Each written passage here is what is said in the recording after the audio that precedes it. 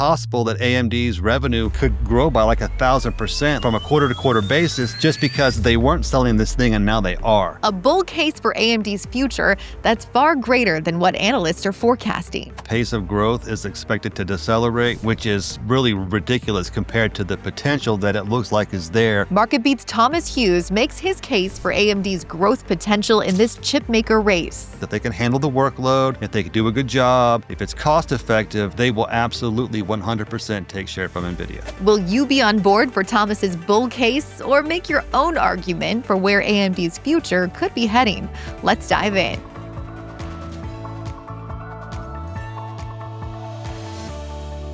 Thomas, so great to have you back on the show talking about one of our favorite companies that you and I talk about often, and that's AMD. We talk a lot about NVIDIA too, and in general, both of these companies, we're seeing so much demand out there right now, but you have a really interesting bullish take that's maybe different on AMD than what some of the forecasts are right now. We know that the AI and the GPU data center market has really exploded in the last few years. NVIDIA's really claimed the lion's portion of that share because they were the first mover. They really invented GPUs. They've had the full stack offering. They're able to offer things at rack scale, which is important for the hyperscalers who build all the data centers, Google, Amazon, Microsoft. They're not just building one cluster at a time. They're building them 1,000 at a time for projects, 5, 10, 15 projects down the road. So they need lots of these things.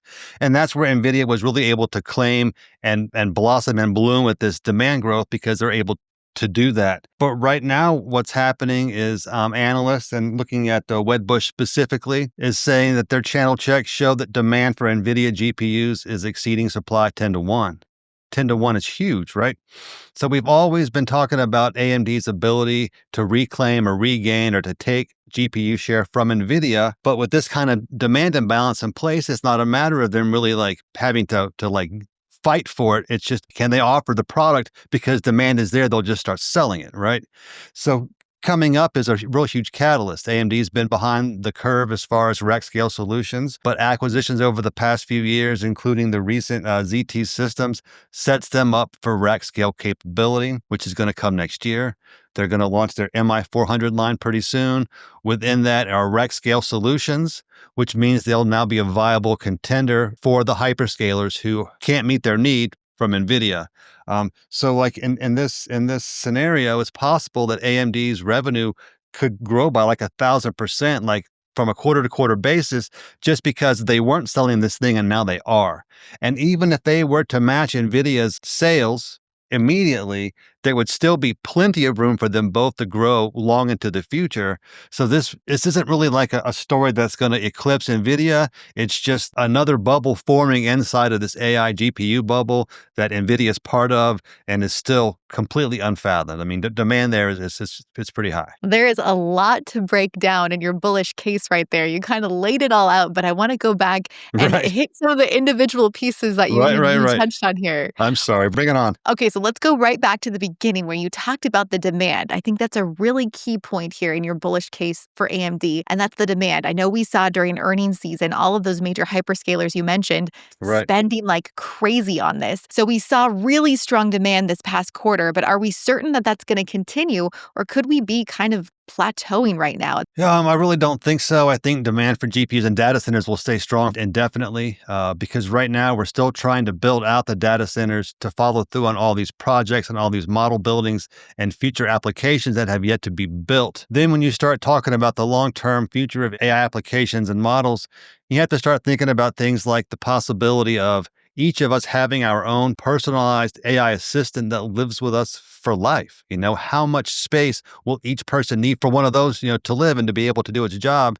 And then just thinking about the next year or two as inferencing is expected to grow and really blossom. Inferencing is all about data and data handling. We're going to need plenty of data centers to hold all the data sets, all the databases that are going to be used for the inferencing questions that are going to, be queried to these AI models.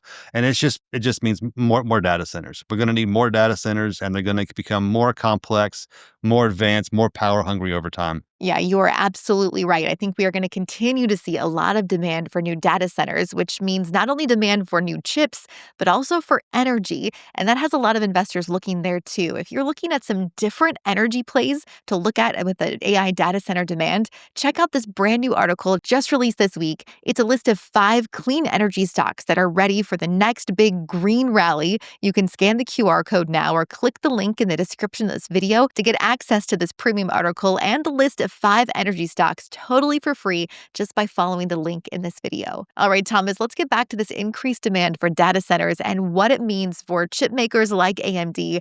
I think the big question a lot of investors have right now is this increased demand already priced into the stock for really all of the chip makers? Well, I mean, it is factoring in a lot of growth, but these are long-term forecasts. Like for NVIDIA specifically, it's trading at a relatively high valuation now, not excessively high for itself historically. Looking forward, it's trading in the low teens compared to its 2035 outlook, which is really a deep value for that stock, suggesting it could rise by triple digits between now and then. I think the same is true for AMD plus some, because it has yet to really show the market that it can produce the same AI driven results that NVIDIA has. But I think that's coming like within the next few quarters. Yeah, well, that's moving on to that next point of your argument. Your bullish case for AMD is breaking down that can AMD actually take some of this market share from NVIDIA? The question is, NVIDIA has all this demand. They have all of these companies waiting for their chips. So why wouldn't they move to AMD? Well, is there a reason that they're waiting for an NVIDIA chip rather than taking an AMD offering that might be available sooner? There actually are two very compelling reasons. One is that AMD's GPUs are more memory centric, so there's more memory in them. So they're better suited for inferencing and some more advanced AI training applications.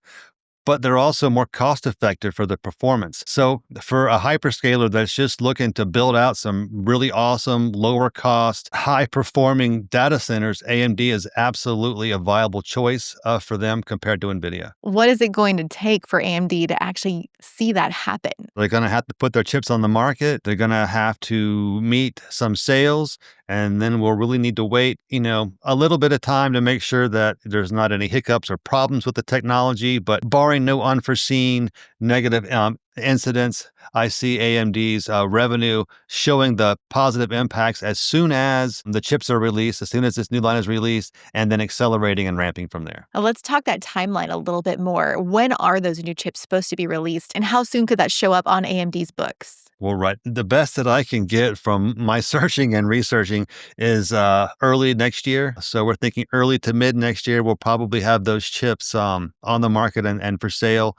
And so whatever that correlates to as far as their fiscal year. So maybe by fiscal Q2 or Q3 next year. And how does that line up with what the analyst expectations are? I know the whole point of this video is talking about you believe AMD's future is brighter than what's being forecasted right now. Talk about the difference in what's being forecasted and what you think could come. So right now, the forecasts for the next couple of years are positive, but the pace of growth is expected to decelerate, with this company only growing by a few $1 billion each year, which is really ridiculous compared to the potential that it looks like is there based on the GPU demand market and the upcoming MI400 line. Yeah, break down that stat that you mentioned again in your first argument, saying about there's a chance for 1,000% increase in demand. Is that right? What I saw on the NVIDIA report was that they were listing more than 40 billion in GPU or data center sales, and AMD was listing less than 4 billion in data center sales. So that's more than a 10x increase.